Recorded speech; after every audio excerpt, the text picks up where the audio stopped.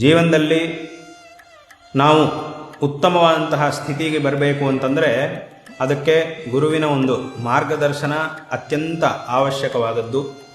ಗುರುವಿನ ಒಂದು ಮಾರ್ಗದರ್ಶನವಿಲ್ಲ ಅಂತಂದರೆ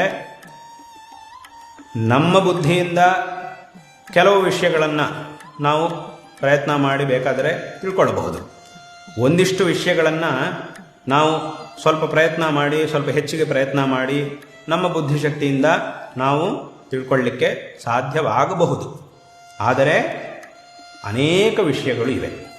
ನಮ್ಮ ಬುದ್ಧಿಶಕ್ತಿಯಿಂದ ನಾವೇನಾದರೂ ತಿಳ್ಕೊಳ್ಳಿಕ್ಕೆ ಪ್ರಯತ್ನ ಮಾಡಿದರೆ 100ರಲ್ಲಿ ಒಂದು 15-20 ವಿಷಯಗಳನ್ನು ಬೇಕಾದರೆ ತಿಳ್ಕೊಳ್ಳಿಕ್ಕೆ ಸಾಧ್ಯ ಆಗ್ಬೋದು.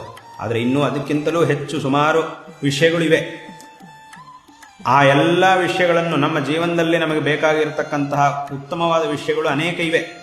ಆ ಎಲ್ಲ ವಿಷಯಗಳನ್ನು ತಿಳ್ಕೊಳ್ಳಬೇಕು ಅಂತಂದರೆ ಅದಕ್ಕೆ ಖಂಡಿತವಾಗಿಯೂ ಗುರುವಿನ ಮಾರ್ಗದರ್ಶನ ಅನ್ನೋದು ಅತ್ಯಂತ ಅವಶ್ಯಕ.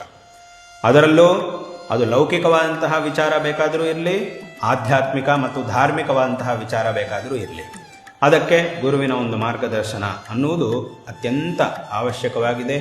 ಅದರಿಂದ ನಮ್ಮ ಜೀವನವು ಸಾರ್ಥಕವಾಗುತ್ತೆ.